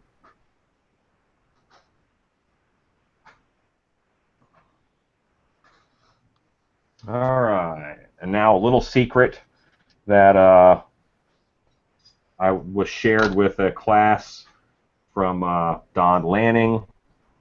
This ear structure is fat, so if I want to make it look fatty, I see a little hole up here. I'm just going to patch this little hole while I'm here. Just a little spot where the clay got missed, a little hole. This is a fatty structure, so to make it read as fatty, I'm just going to pull out. I did that kind of to the nose a little bit. I'm going to pull out just a little bit. I'm going to really blend out those edges. But now that dip in there, that's like one of those little cellulite dips. If that were stretched over bone, like the cheek is stretched over bone is what it's supposed to look like. So that's taut. You want to poke that and think it's hard. I'm sculpting. It's all the same density clay. But I want to look at this and think if I poke this, it's going to be soft. It's going to jiggle when this thing runs because that's an earlobe. And that's what earlobes do. So I get this tool for smoothing that out a little bit more. And that seems like, not a big deal and not a major change, but it really helped me when the way he said it, because it just made a lot of sense. I need this to look fatty. They're not going to be able to poke it, so I want it to look like it's just got a little bit of fat to it. I'm going to mess with the connection of the ear to the head because it kind of just melds in right now. Here's a good piece for that. And while you're doing that, Ghostface Kid 101 says Harry Warden is the character Harry from Warden. Yeah, what I say, his name was Gordon or something, but I think you said Harry. I don't know. And Kelsang says he or she, and I apologize if I'm a 50-50 chance of getting that right. I also love your t-shirt. And I've been saying it wrong. So Imler FX. So it's not LML, it's Imler FX. Imler. So sorry about that. L's and I's are really hard to see on the computer screen. Yeah. All right. So this tool is going to give me a flat edge on one side. Oh, there you go. A flat edge on one side and a curved edge on the other, or an angled edge at least. This is great for adding 3D to something. Like if I'm going to sculpt something that's laying on the table, but I want it to look like it continues underneath, I can run this along the bottom, and it's going to give me that curve to add depth. Right now, I'm going to run it along the ear, so it's flattening out the clay under the ear, basically, but it's giving an angle to the ear itself where it does look like it tucks back under there. And I know that your shadows are really hard for you guys to see this. I apologize. But trust me, it helped a lot. Now it's awesome. I might be exaggerating. No, it's okay. All right. You did really well. Another thing that I can see now from here is this underneath of the mask where the sculpt just kind of stops. Well, that sucks. You know, I need to get some clay and really refine this edge so I know where that mask stops. And this is, you know, right now this is structure, because when I'm trimming this mask, I want to know where that line is. And I want it to feel right and look right, be right. Now, I will do the same with the bottom of the ear and the rest of the other side. When I mold this sucker, I'm going to have to do a clay wall kind of all the way around here, because while this is ready for molding, I'm going well past it, so I'm just going to be safe rather than sorry. Yeah, I definitely want to see that. Yeah, I'll do it. I'll do it tomorrow night. Okay. And Brandon O'Hanley says, I think it's time for us to see a legit bearded guy on the show Face Off. So. Well, all right. So my issue is, I've talked with them before. It's you leave home for 9-10 weeks or so in order to hope to get a job in the effects field. Maybe you'll win, which is $100,000. That's great. But you kind of have to leave whatever job you're at in order to go be on the show. I'm already doing what I love. I hate movies. I don't want to work on movies. That's not an appeal to me. In the movies, you work for 6 months on something that's seen on screen for 6 seconds, and then it gets destroyed, and you don't even own the rights to it. Oh. So I don't need that. I like haunted houses. I'm a haunted house guy. So I am not going to start doing movies anytime soon. I don't want to. And Face Off is for movie guys. That's what it's geared towards. Couldn't you just take the $100,000 and tell them see ya? I guess I could, but then I wouldn't get to work at my haunt for that long. Oh, that's true. I really love what I'm doing. I'm in a unique situation where I'm one of the happiest dudes on earth. So I'm probably not going to leave what I'm doing in order to be on Face Off in hopes to do something I love later, because I'm already doing what I love. Great show. If they had a haunted house version, I'd probably be all over it. But, a lot of the prizes are, stuff that either I'm already doing or I don't have an interest in. Love the show. I wish it focused a little more on the art rather than the drama. Yeah. I'm also not a drama llama. Okay. And this end of this is cut off to a 90-degree angle. So what I'm doing here is I'm going along the top edge of the sculpt, and I'm making sure that I've got a 90-degree. I don't want the mask to sit on someone's head and then flare up, because if it flares out and up on the sculpting bust, when it gets on their head, it's going to flare up too. So I'm making sure that it's flat as it goes around the head. Gotcha.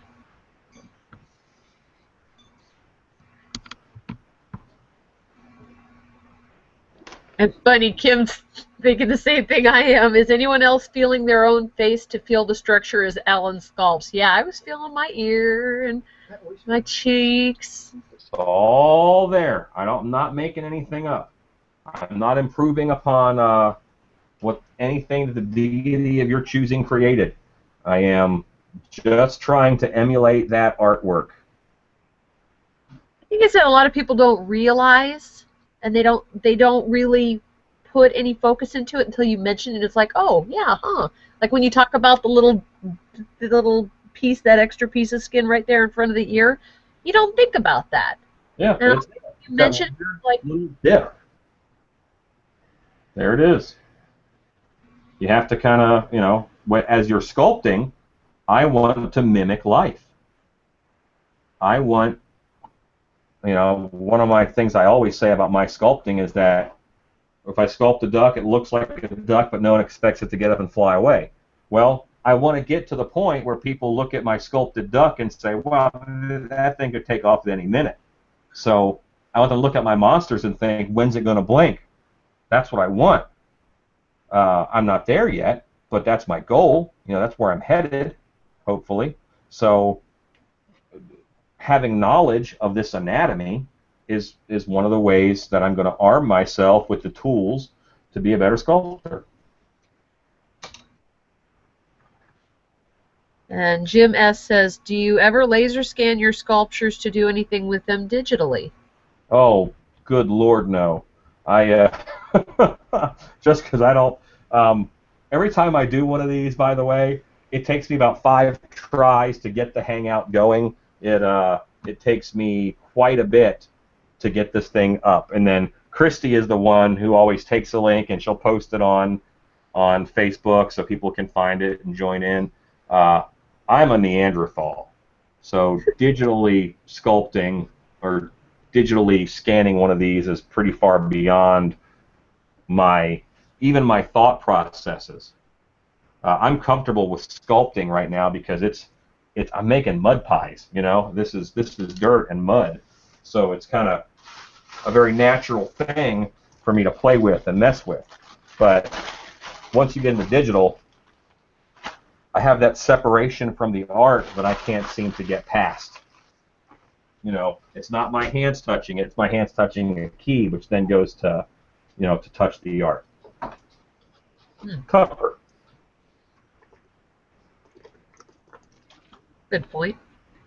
And Ghostface Kid 101 asks, how do you display your face masks? I don't. I have very few masks that I have and own, so I don't really have a mask display. All of my masks kind of go to work. I have a monster museum at Scarborough Fair Renaissance Festival. They're all getting ready to go to workshops, and in my monster museum, a lot of my masks are displayed as monsters that my monster hunting character has captured. So all of my masks go to work. They're not the toy breed of dogs. They're the working breed of dogs.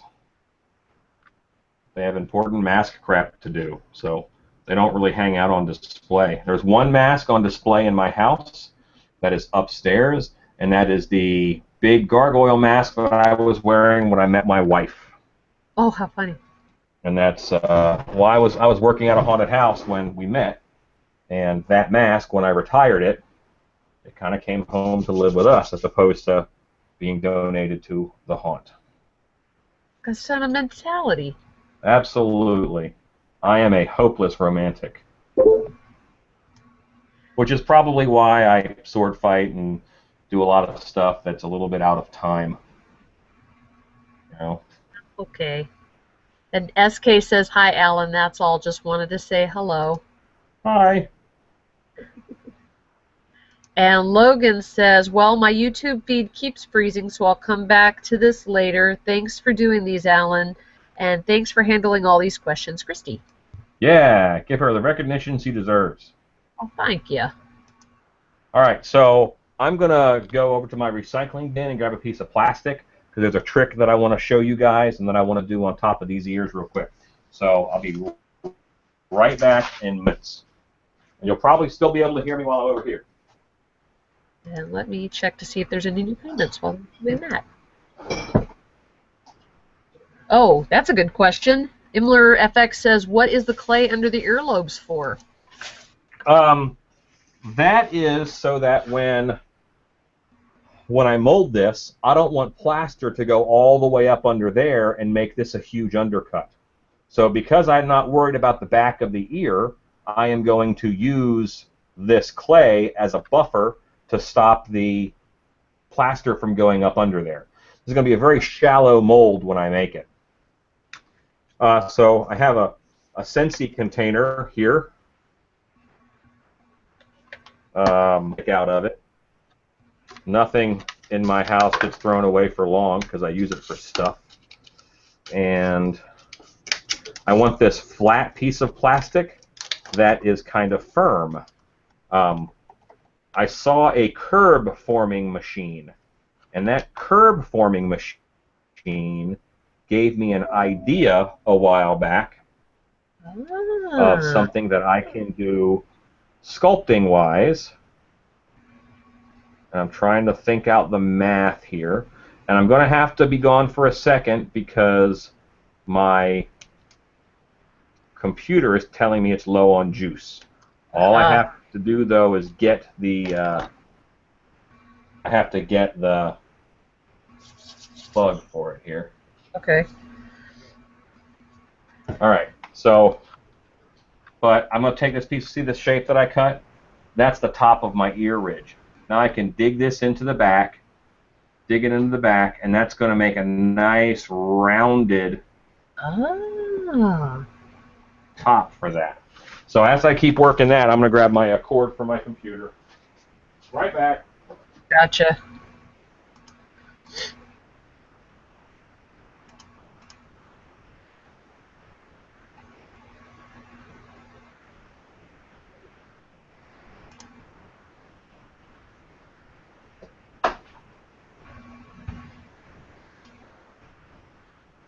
All right. The day is saved. The power is mine. Yay! Okay. And So, Travis Wolford says he's going to watch tomorrow as well. all right. So he's heading out. Quitter. I'm just kidding. I'm happy that anybody watches. And I'm kind of shocked every time. 18 people watching right now. And 8 thumbs up. You're doing good. Hooray. All right. So as I run this over the clay, all right, I'm just running this over the clay over and over again. Over and over again. And what's happening is that I'm getting a nice curved shape, which is the curve that I cut. Can you guys see any of that? Ah, I see. So I'm using this now newly made tool in order to form this top edge of the ear. Ah, very clever. And you can just cut these out of plastic all the time, you know. And once it gets to a certain point, I want to fade that in to my head and here. All right, so let me brush that out. Try and pick up some powder if I have any left down here. Not much, so I'll put a little more in. Okay. So any ideas what your next sculpt is going to be? No. I know I have a beast to do that I'm kind of saving the ones I'm excited about for down the road.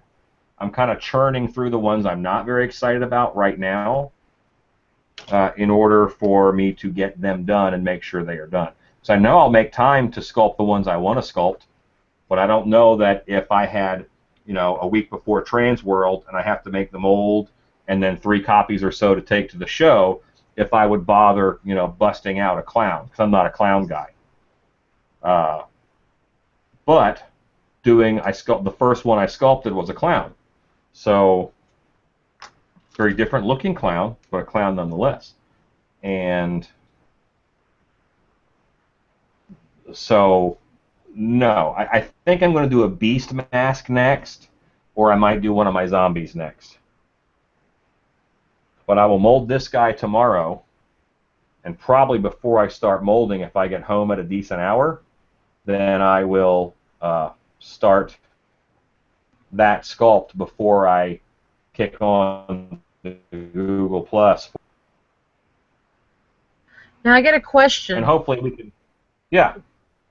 I see, and I don't know if I'm looking at if it's just a shadow or the corner of the eye.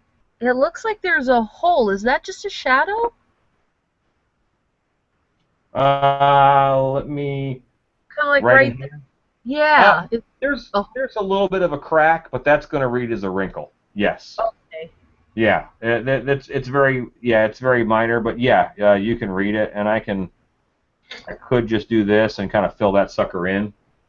What Uh, caused that? Is it sliding down off the mold? no, it's just as I put it together. Oh, When I did it, I slapped that piece on, and it's hard for you to get up underneath and marry that clay together. So that just gotcha. wasn't married very well together. Yeah, if you want to see if a sculptor is really lazy, look up under the corner of the eyes, look up under the chin. 'Cause up under that chin, you're going to get a lot of that. I just made. Here it is. Because I kind of want to refine this part of the ear too.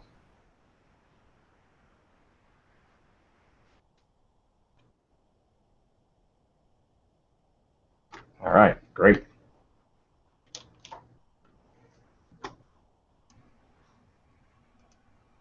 And I'm using my wire loop. I know I got fat hand going on right now, but I got my wire loop, and I'm just knocking this off so that this edge is not so harsh.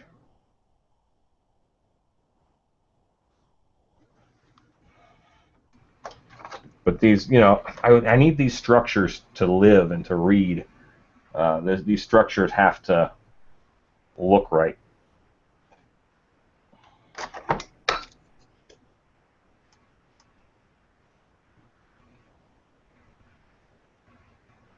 And right there where the head and the ear meet, that's an important area. I have to define that. I can't just let it be an undefined, amorphous, blobous area. I got to kind of stake it out.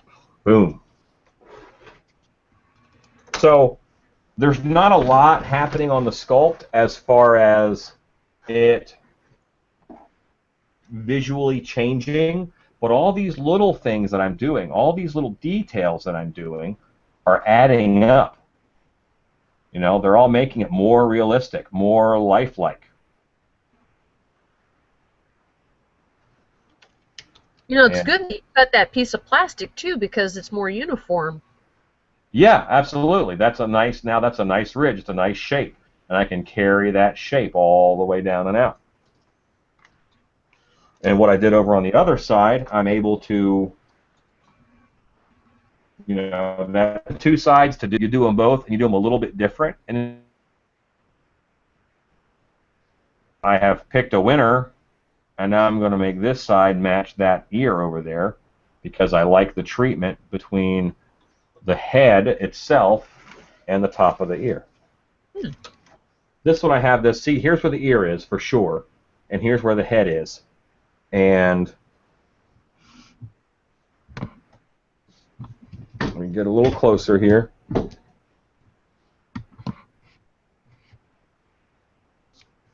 Here's where the head is, and here's where the ear is. And this whole web of skin in between doesn't make any sense. That's not how it ought to join into the head. So I'm able now to take this sucker and just nip that away. And this is going to connect to the head. And then this.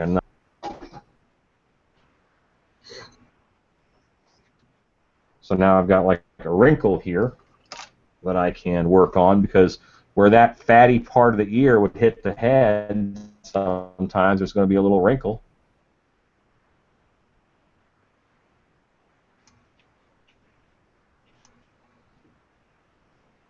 I'm going to brush it out just to clear my excess clay away and to get those scrapey marks off.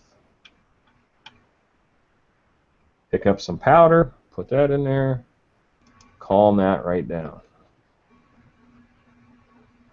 Now, Jaden Smith asks, have you ever done any politician masks, like Obama zombie mask? No, I like monsters. I'm not into that stuff. I know there's a lot of money to be made. I forget the name of there was a woman who, her name was Carrie something, and she drowned her 3 kids. Well, the first guy to make a mask of her, he made a mint. But that's, that's not what I'm into. I'm a monster guy. Well, do I think it's funny to have an Obama zombie mask? Yeah, it's kind of hilarious. But I don't ever want to work that hard to make a political statement. I just, I'm happy to make monsters. Yeah. And Mudar, I'm not disrespecting you or anything, but I'm going to leave that question about the Sony thing alone. Ghostface Kid 101, I've been watching this live stream since it first started, but I've been working on some stuff while watching this. Okay, cool. Glad you were watching. Was there a question in there? No, I think he's just making a statement, which Gotcha. is pretty cool. I mean, for a while there, I was pinning, and now I ran out of felt, so I'm just sitting here watching. Oh, And then, I'm sorry. It's good to have projects. It's good to be doing things. People who are doing are normally people who are winning. Yes. And then Jim S. says you can make a clown Obama or Obama Beast. I think he's got an Obama thing. So, someone can. Someone could do that. I'm not the guy. Okay, and then I added clay under here. Remember to make this shape. But this is a lot more cleaner now too, because before it was just where the clay ended, and now I've refined that, and I like how that looks. I'm just gonna just a little bit more of taking the edge off of it, so it's not a hard edge, because this is going to go against the actor's face. So the more subtle that edge is, the more believable the transition will be between actor and mask. Well, not only that, it's not going to dig into the actor's face either. That's true. All right, so the other side is going to need the same thing. And you can really see this side where it just kicks in. And I don't want that. I want it to be a lot more gradual than that.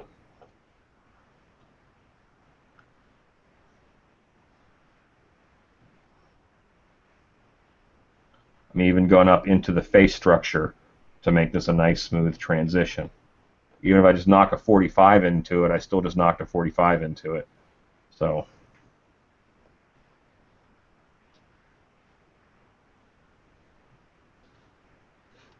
but yeah, I mean, this is the stuff that it takes a long time, but man, does it make a difference when it's well thought out. I wouldn't want to wear one of these masks that didn't fit right on the face. You have to kind of make them fit. You don't have to. Lots of folks don't. But then again, lots of sculptors, when they make masks, they don't think about actors having to see or breathe. And that's kind of high on my list of important stuff, seeing and breathing and all that. You're doing things uniquely, though. You're seeing things from a perspective of, okay, I'm in the haunt. I have to interact with these people every day. They're telling me feedback on the mask. I can take that information and relay it to any future masks I make. Well, yeah, and for wearing the mask.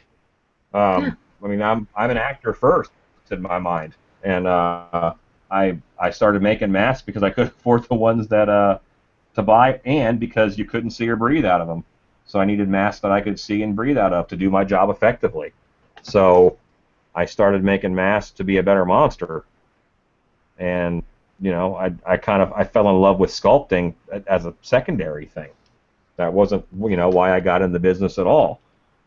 Luckily, the business I'm in, it needs stuff to be sculpted. Great. Win. So Always a good thing.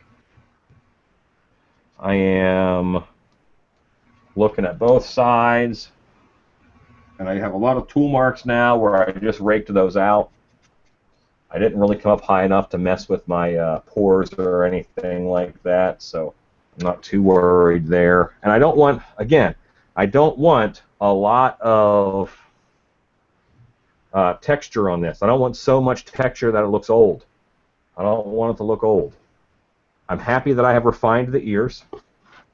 I'm kind of giving this last looks right now here.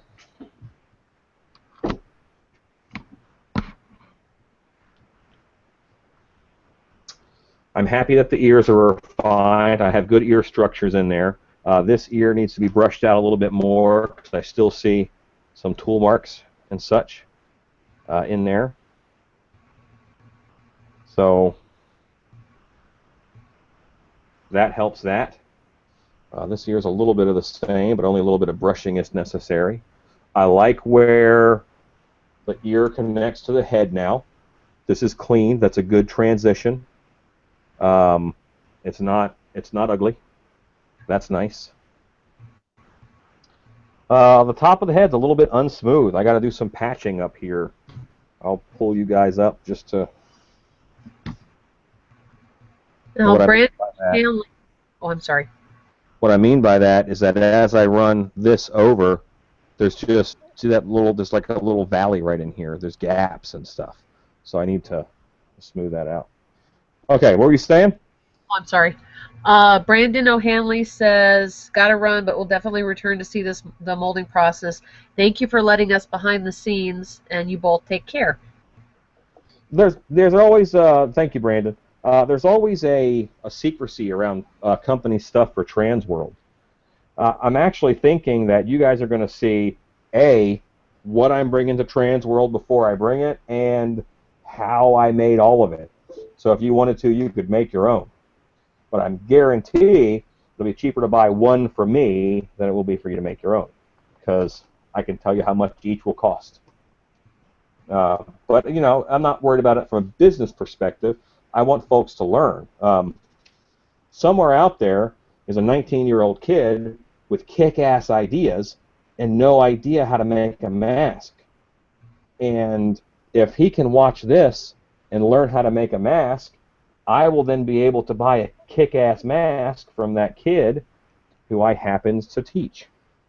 Or at least help along the way.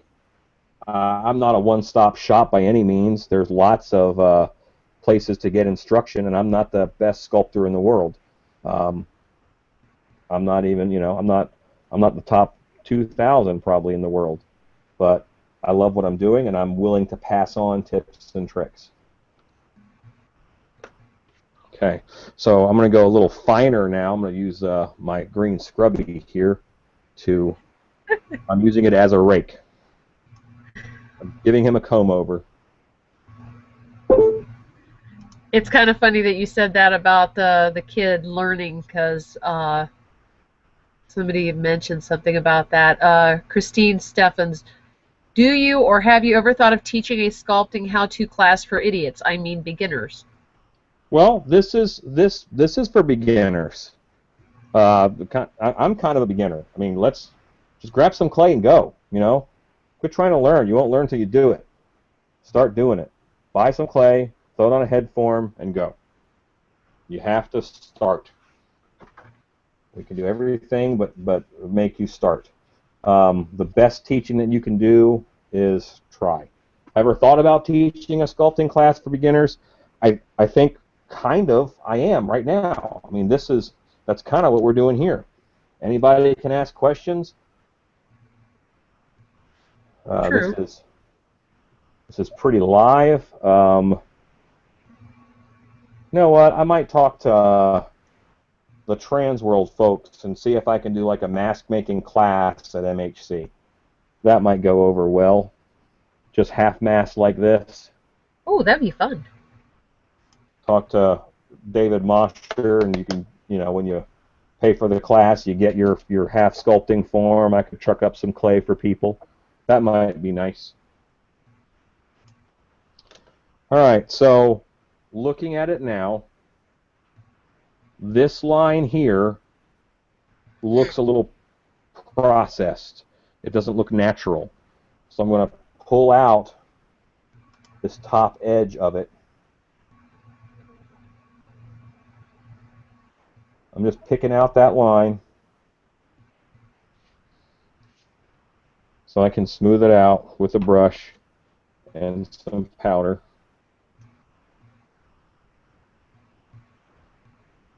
Are you going to repeat that on this other side, or just kind of make it unique? On this side? Yeah. You know what? This other side doesn't stand out as much to me. It looks a little more subtle already. So I'm going to let that one slide.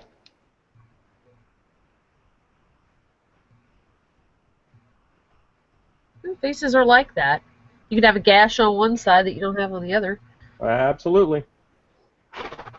And even ears. No two ears are the same, but all the structures are the same. They're just in slightly different places. Yeah, true. I'm looking at my ears, and this ear is much more pointed than this ear. So I'm just going to take a little bit. I like this more pointed look a little better. I mean, I think that's dangerous because this is more likely to flap than this one is. But I am going to add clay to this one to make it as pointy as the one on the other side.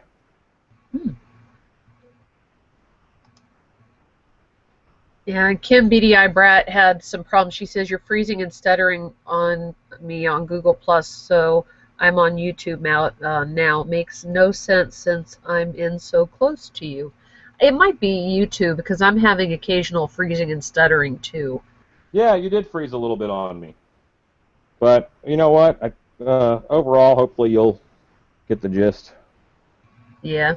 And it says, well, you can make a monster Obama. I suppose I could. That still involves Obama. Yeah. I think he's involved enough in my life already. And Imler FX, do you have any tricks in making a clown wig similar to Scream Team's? Buy them. Buy an ostrich. Look for an ostrich feather clown wig. It's an ostrich feather wig. You can pick them up. If you go to the right place, you can buy them from China for about 15, 16 bucks. They're gorgeous looking. They move very well. And making one would be a giant pain. Good to know. But if you must make your own, you can get your ostrich feathers from either Zucker Feather Company, or Mother Plucker. Both great feather companies. All right, so now this ear is just as pointy as this ear. That's going to help me read Elf when Elf comes up. My plan for the teeth. I like the teeth. I'm going to leave them in when it's a goblin. I'm going to cut this out and glue in a plate of different latex teeth for when it's an elf, is part of my plan. All right, I think I'm really close on this, guys. Well, I better catch up then. Let's see.